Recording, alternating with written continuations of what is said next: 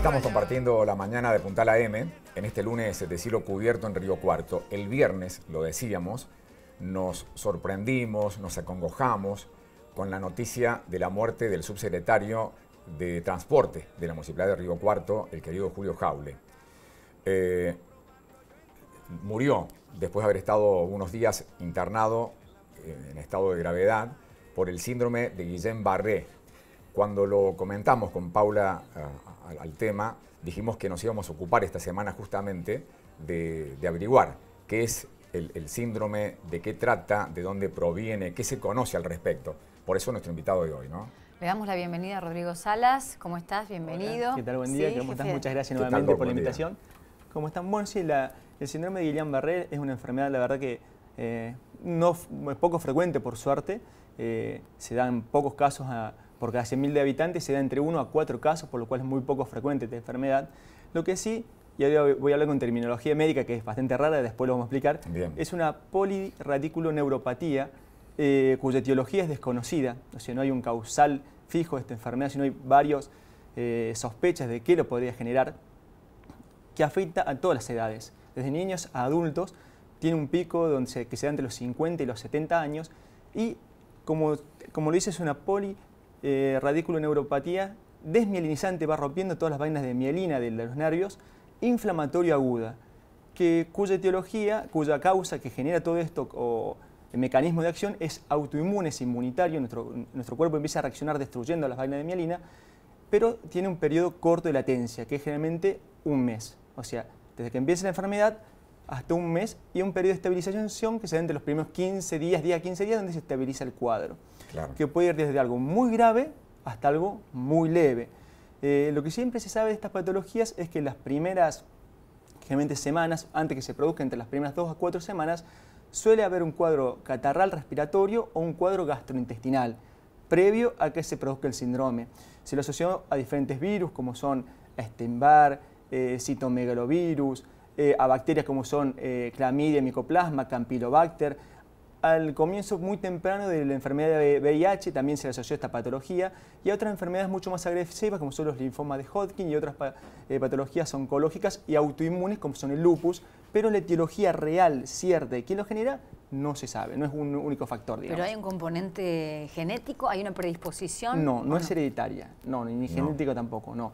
Lo que tiene, como te dije, es un cuadro que hace que se despierte el sistema inmune, empezando a destruir estas vainas de mielina que son las que protegen los nervios nuestros. Rodrigo, ahora para que lo entendamos nosotros, Sí. los hombres de la Sí, calle. totalmente. Estás hablando de que las posibles causas podrían eventualmente ser gripes, bacterias y virus, Exactamente, un resfrío, una Exactamente. pulmonía, y hasta dicen por ahí el mosquito del Zika. También los cuadros, todos los que sean cuadros ¿cómo decirlos?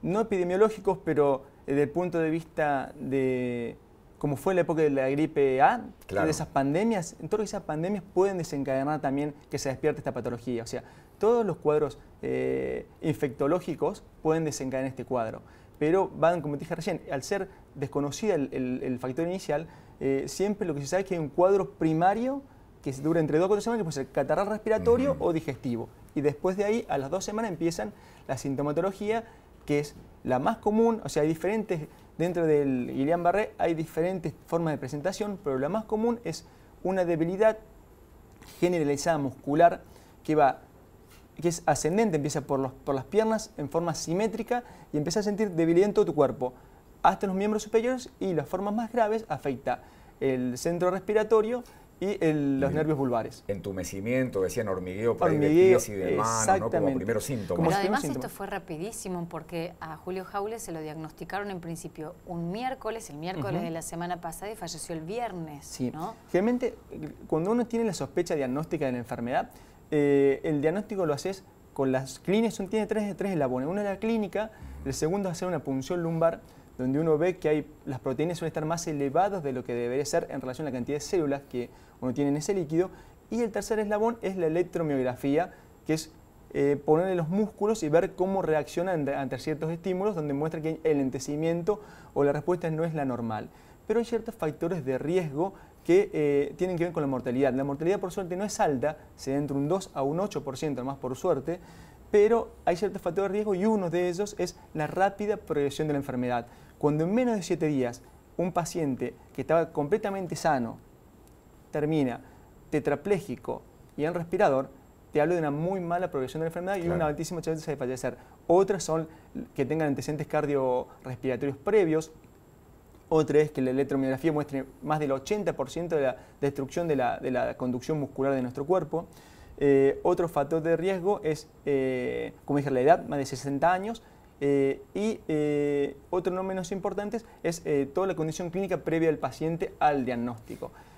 Habría que ver en el caso del puntual de él qué fue lo que llevó. Exactamente. Y un factor que al ser un paciente, como le dije, contiene muy rápida progresión y toda su musculatura no puede defenderse, son pacientes que hay que rápidamente ponerlos en ventilación mecánica. Uno va haciendo controles diarios de todo esto y suelen también terminar traqueotomizados con todo el riesgo de infecciones internosocomiales y un montón de procesos que obviamente aceleran este cuadro.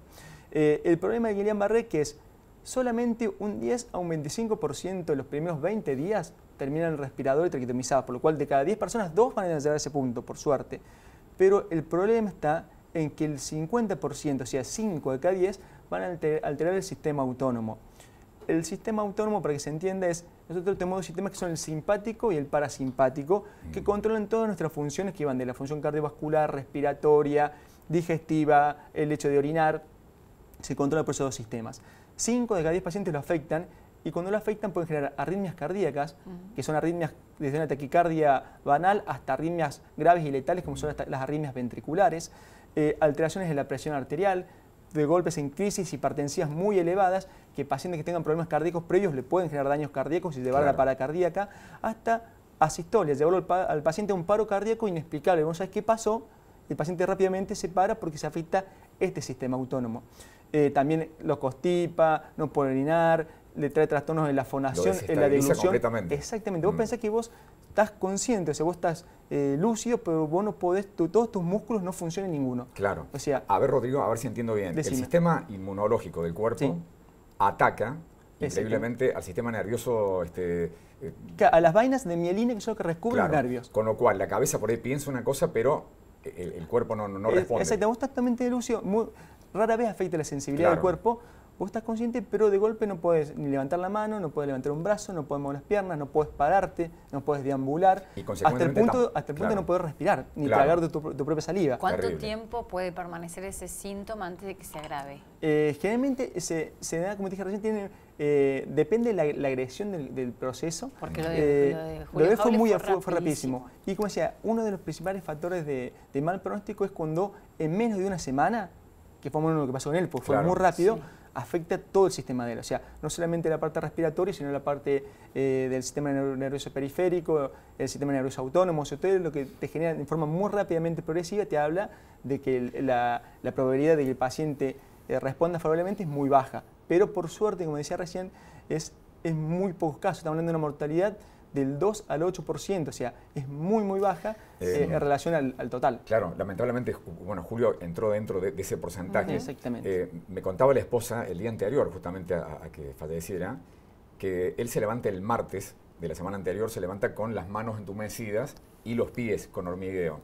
Pero así todo fue a trabajar normalmente. Totalmente. Al rato, cuando regresa, notaba que eso iba avanzando. Estamos hablando de cuestión de horas. Sí. A punto tal que termina cayéndose. Tal cual. Ahí es cuando lo llevan a la linterna. Exactamente. ¿No? Generalmente, al principio, cuando en las primeras 18 horas, te marca un poco la progresión aguda del cuadro. Por eso se llama, por eso es una, como vamos de vuelta a este término muy raro, que es polirradiculoneuropatía desmielinizante inflamatoria aguda, es agudo, es de golpe, digamos, y se da entre las primeras 18 horas a los primeros 10 días, donde te pueden aparecer todo este boom, cuadro, exactamente, donde se te despierta el sistema inmune y te empieza a atacar las vainas de mielina, que pueden ir de un cuadro muy leve, como solamente sentir hormigueo en las manos y tener ciertos trastornos en los músculos faciales, porque también afecta a los pares faciales, como a gente que le cambia la fonación o el habla, hasta llevarlo al punto de quedar totalmente paralizado, sin poder respirar, sin Tremendo. poder movilizarse, sin poder hacer absolutamente nada. Y frente a ese escenario, ¿no? Porque se conoce muy poco, digo, hay como poca investigación acerca de Guillain-Barré, ¿o no? No, bueno, Don Guillain, que fue quien descubrió la enfermedad, o quien le empezó a hablar de la enfermedad, fue en 1916, ya hace más de 100 años. Es una enfermedad postestudiada, además hay centros a nivel mundial donde hacen tratamientos. No sé si tratamiento. Hay tratamientos como son la plasmaféresis y la inmunoglobulina, que son los dos tratamientos más importantes de este cuadro. Pero se ha visto que cuando el principal factor de evolución o de mal pronóstico, más allá de los antecedentes previos, la edad, ya de por sí afecta a un grupo etario que a partir de los 50, 70 años, donde ya tiene uno, generalmente la gran mayoría suele tener alguna patología primaria de base, se ha visto que con este tratamiento mejora mucho, no solamente, como le dije recién, la baja mortalidad, que van a fallecer 1 de cada 10 personas de esta patología, más o menos, para decirle un número más o menos, y como te dije, se enferman solamente 1 a 4 personas cada 100.000, o sea, es muy poco frecuente. Pero por y eso, tiene muy digo, baja frente mortalidad. a ese escenario, no hay prevención, porque digo, No, cuando te agarra, te agarra. No hay prevención, O sea, no lo hay manera que vos tenés que hacer entre la sospecha diagnóstica y la confirmación por estos estudios complementarios es instaurar rapidísimo el tratamiento, que es o le das inmunoglobulina o le haces plasmaféresis, que generalmente son 5 dosis de una o 5 sesiones del otro. Plasmaféresis es, se te saca el plasma de tu sangre, es un componente de la sangre, donde se cree que están todos estos reactantes de fase aguda, todos estos anticuerpos, y te colocan plasma nuevo, digamos. Entonces te lo hacen por 5 sesiones y te limpian todo tu sistema inmune, o esta reacción, digamos. Con todo, eso no te asegura éxito en la curación de la enfermedad, digamos. La curación depende de otros factores que no no están controlados. Exactamente. Generalmente, esta enfermedad, vos pensás que de golpe, de ser una persona totalmente normal, por ponerlo sana, que te autovales, de golpe pasás a estar totalmente quieto sin poder ni respirar. La recuperación tiene un éxito, generalmente entre un 60 y 80% suele quedar sin secuelas o secuelas muy leves, pero hay un número no muy pequeño, que es de un 10 a un 15%, que suele quedar con una incapacidad definitiva permanente. Una persona que después de los 12 a 18 meses de la enfermedad no pueden deambular, esa persona va a quedar así, posiblemente de forma permanente. De ser una persona autoválida previamente, como te dije, afecta a todas las edades, desde la niñez hasta la adultez. Rodrigo, y ante la duda, ¿no? ¿Qué es lo primero que hay que hacer? Hay un hormigueo, hay un entumecimiento. Hay que ir a dónde, hacer qué tipo de control, ¿a dónde aquí en Río Cuarto? Claro, acá en Río Cuarto, primero cualquier guardia, como le pasó al señor Jaule, en una cuestión de horas, porque es así la enfermedad, es una cuestión de horas, vos sentís que primero se te duermen los pies, después no podés, se te duermen las pantorrillas, se te duermen las piernas, no podés mantener actividad, no podés deambular, no tienes fuerza para incorporarte, por lo cual rápidamente algo te está marcando que algo malo está sucediendo, y como lo decimos, generalmente es ascendente y forma simétrica. Vos rápidamente te das cuenta que algo que no está funcionando bien. Primero a la guardia o al clínico de referencia, si uno tiene, muchas veces los pacientes suelen tener los teléfonos de los médicos de cabecera, y los profesionales que generalmente se encargan de este tipo de patologías son los neurólogos de base, los neurólogos, y la atención primaria sí o sí tiene que ser en un centro de terapia intensiva donde tenga monitoreo el paciente. Porque como le dijimos, 5 de cada 10 van a afectar el sistema nervioso autónomo, que le va a generar arritmias cardíacas, problemas respiratorios, problemas digestivos, pero obviamente los que se llevan de por sí el eslabón que va a ver cómo evoluciona y qué pronóstico futuro tienen son los cuadros respiratorios, al punto de rápidamente, si el paciente vos no notás algún síntoma de descompensación o mal manejo de la vía respiratoria, es ponerlo en ventilación mecánica. Y segundo punto, la parte cardiovascular con respecto a resolver rápidamente las arritmias cardíacas y todos estos trastornos que son con la presión arterial. Cualquier paciente cardiópata previamente que haya tenido un infarto cardíaco previo o tenga problemas de presión arterial, de golpe te hacen cifras tensionales que superan los 260, 120 de presión arterial, y eso te puede generar un daño no solamente por la enfermedad primaria, sino en todos otros sistemas que están previamente sanos. Bueno, cuadro ¿Hablamos difícil. del síndrome o síndrome? Síndrome. Guillain-Barré, lamentablemente, a raíz de lo ocurrido con el subsecretario de Transporte, Julio Jaule, en la semana pasada. Muchas gracias, Rodrigo, gracias por visitarnos. No, muchísimas gracias a usted por el tiempo.